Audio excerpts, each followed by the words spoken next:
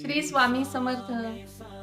स्वामी महाराज भक्तांची परीक्षा घेतात हे खरंच आहे, पण आपण जर स्वामींचे पाय घट्ट धरून ठेवल्यास कोणतेही संकट आले तरी चिंतामुक्ती अनुभवता आली पाहिजे.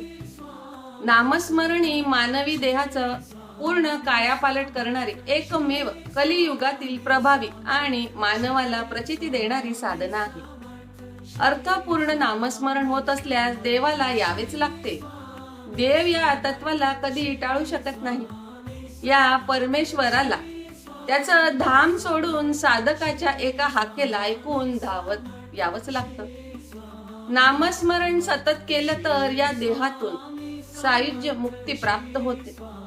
स्वामींचं नामस्मरण.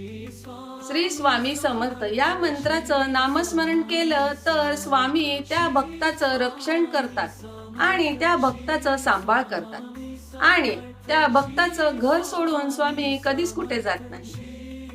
श्री स्वामी समर्थ.